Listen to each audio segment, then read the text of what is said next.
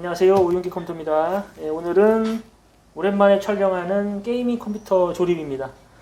가뭄에 콩나듯이 들어오는 고사양 컴퓨터인데 고사양 컴퓨터라서 촬영을 하는 것도 있지만 촬영을 하는 또 다른 한 가지 이유가 있거든요. 그 이유가 뭐냐면 주문을 주신 분께서 이 로컬에 계신 분이 아닙니다. 이 춘천 지역 분이 아니시라 멀리 대구에 사시는 분이에요. 대구에 살고 계신 제 구독자분께서 고사양 게임용 컴퓨터를 주문을 해주셨어요. 이렇게 멀리 보내는 컴퓨터들은 이제 사후 관리 때문에 좀 부담스럽긴 하거든요, 사실. 그런데 주문을 주신 손님께서 직접 조립도 하시고 어느 정도 점검은 가능하시다고 하시더라고요. 그래서 사후 AS에 대한 부담이 많이 적어서 멀리 계시지만 물건을 보내드리기로 했습니다. 지금 보시는 부품들은 파워 서플라이를 제외한 모든 부품들은 손님께서 직접 선택을 하신 겁니다. 선택하신 부품들의 리스트를 저한테 넘겨주셔서 제가 이제 준비를 한 건데요. 최초의 손님께서는 파워를 1000W짜리를 선택하셨었는데 제조사가 조금 아쉬워서 제가 다른 파워를 추천을 드렸습니다. 제가 추천드린 파워는 시소닉의 GX850인데요. 너무나도 유명한 모델이죠. 품질이 조금 미덥지 않은 1000W를 쓰시는 것보다 믿음직한 품질의 850W 제품을 쓰시는 게 훨씬 유리하실 것 같아서 제가 추천을 드렸는데 손님께서도 다행히 흔쾌히 오케이 하셔서 파워만 제가 추천한 제품으로 들어갔습니다. 그러면 부품을 하나씩 소개시켜 드려 볼까요?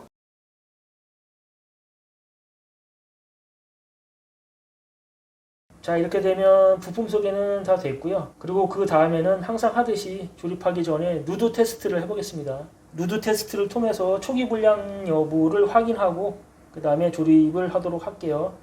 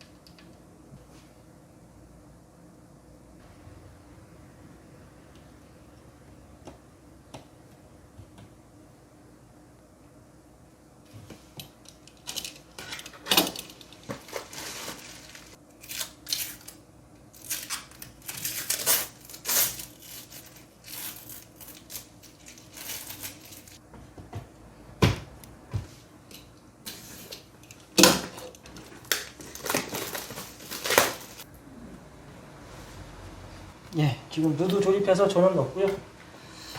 전원은 이상 없이 잘 들어가네요.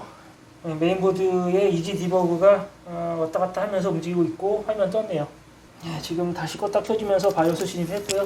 보시면 CPU 라이젠 7 7800X3B, 메모리는 삼성 16기가 5600짜리 2개, 그다음에 SSD 970 에버 플러스 1테라 2개. 자, 그럼 이번에도 당연한 거지만 초기 불량은 잘 피해 갔습니다. 그러면 메인보드 바이오스 업데이트가 필요하면 바이오스 업데이트 하고 그 다음에 바로 조립 들어가 보도록 할게요. 바이오스 버전이 3042 버전으로 정확하게 업그레이드가 됐습니다. 자, 그러면 바이오스 업데이트까지 성공했고요. 이제 조립만 남았는데, 자, 본격적으로 조립을 시작하고 있는데요.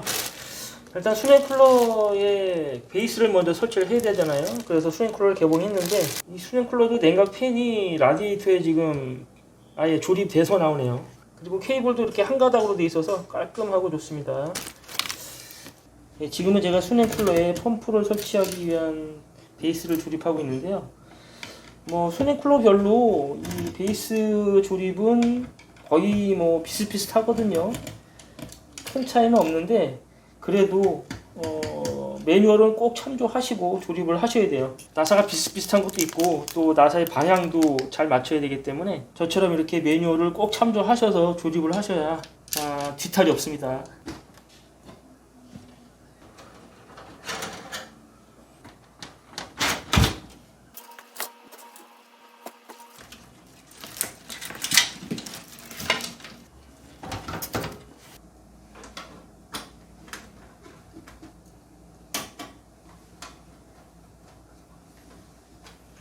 그리고 메인보드를 케이스에 앉히시기 전에 주의하셔야 될 게 하나 있습니다. 그게 뭐냐면 케이스 뒷면에 그래픽카드 슬롯을 미리 제거를 해주시는 게 좋아요. 무슨 얘기냐면 그래픽카드를 설치하려면 이 슬롯을 제거를 해야 되거든요. 그런데 이 슬롯이 이런 식으로 나사만 풀면 빠질 수 있게 돼 있는 케이스는 관계가 없는데, 지금 이 케이스처럼 완전히 잘라내야 되는 케이스 같은 경우에는 이 슬롯을 메인보드를 앉히기 전에 꼭 떼어 놓으시는 게 좋습니다. 네, 보이시죠? 이렇게 여러 번을 왔다 갔다 접었다 폈다 해야 이게 떨어지게 되어 있는데, 메인보드가 이렇게 앉혀진 상태에서 그 작업을 하다가 메인보드 이 부분에 충분히 스크래치가 갈 가능성이 있겠죠. 물론 메인보드 앉힌 상태에서도 조심조심히 하시면 제거를 할 수 있긴 있는데, 그래도 안전하게 메인보드 앉히기 전에 제거하시는 것을 강력 추천드립니다. 자, 이렇게 메인보드는 안전하게 앉혔고요. 그 다음에는 수냉 쿨러를 고정을 시켜 보겠습니다. 이렇게 수냉 쿨러의 라디에이터를 케이스에 조립하실 때는 나사를 무조건 다 조여 놓으시면 나중에 낭패를 볼 수가 있습니다. 그게 왜 그러냐면 조립을 하다 보면 위치를 수정하거나 아니면 케이블을 또 옮겨야 되거나 이런 경우가 생길 수가 있거든요. 그러면 또 이 나사를 다 풀어야 돼요. 다 풀었다가 다시 조립을 해야 되는데, 그럴 때를 대비해서 다 조이지 마시고 테두리에 4개 정도만 조인 상태에서 조립하시고 맨 마지막에 나머지 나사들을 조여주시면 혹시나 나중에 나사를 다시 풀 일이 생겨도 많이 손이 안 가겠죠. 자, 이렇게 하면 조립의 70% 정도 된 거고요. 나머지 30% 중에 5%가 그래픽카드 설치, 그리고 나머지 25%가 선정리입니다. 자, 그러면 나머지 과정도 차근차근 진행해 보도록 하겠습니다.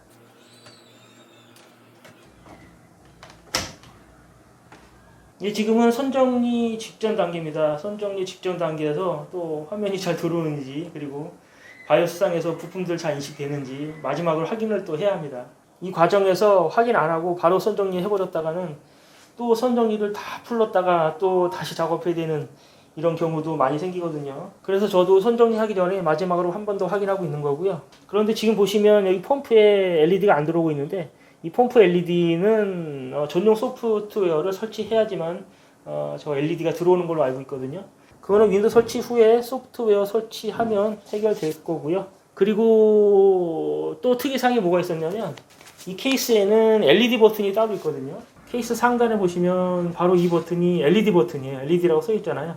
케이스펜 LED의 색깔이나 패턴 변화를 원할 때 이 LED 버튼을 한 번씩 누름으로써 그 색깔이나 패턴을 이제 바꾸는 건데, 이 LED 버튼을 제대로 활용하려면 전용 허브를 달아야지만 활용할 수 있다고 합니다.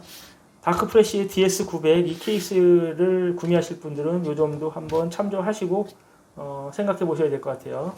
자, 그러면 가장 어려운 선정리 작업 들어가 보도록 하겠습니다.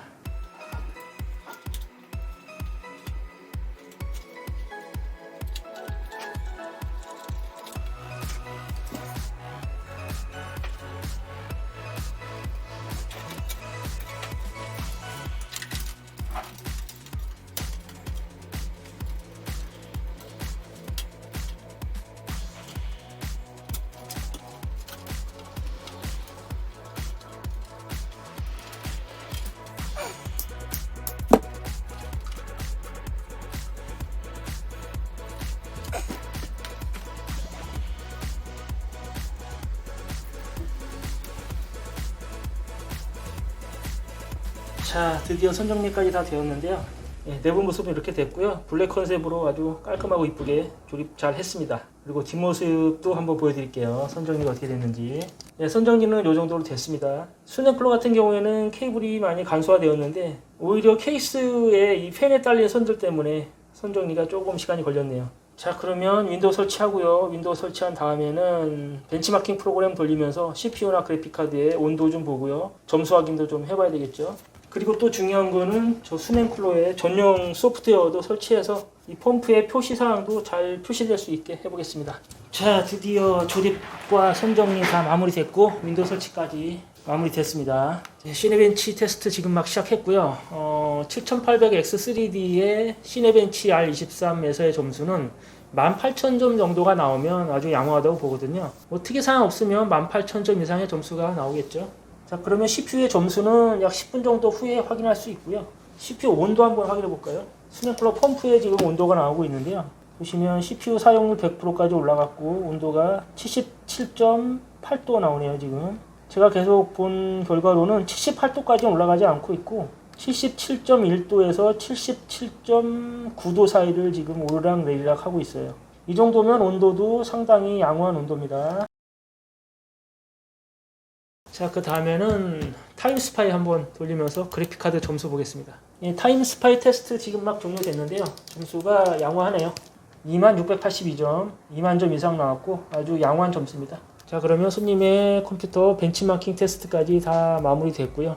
이제 손님께 발송을 해드리는 게 문제인데, 제가 제 영상에서도 택배를 통한 판매는 저는 하지 않는다고 여러 번 말씀드렸었는데, 왜냐하면 택배로 물건을 보내게 되면 중간 배송 중에 이 파손에 대한 트라우마가 저는 아주 강하게 남아있거든요. 그래서 택배로 이렇게 판매는 안 한다고 여러 번 말씀드렸는데, 다행히 이번 손님 같은 경우에는 이제 택배가 아니라 고속버스를 이용한 배송을 하기로 했어요. 손님께서도 좀 번거로우시지만 터미널까지 직접 가서 이제 찾아오시겠다고 이렇게 말씀을 하셔서 저도 감사한 마음으로 고속버스를 이용해서 배송을 해드리도록 하겠습니다. 자, 그러면 고속버스를 타고 대구까지 먼 길을 가야 될 이 컴퓨터를 포장을 잘 해서 안전하게 발송을 하도록 하겠습니다. 이번 영상은 이렇게 마치도록 하고요. 다음 영상에서 다시 찾아뵙도록 하겠습니다. 감사합니다.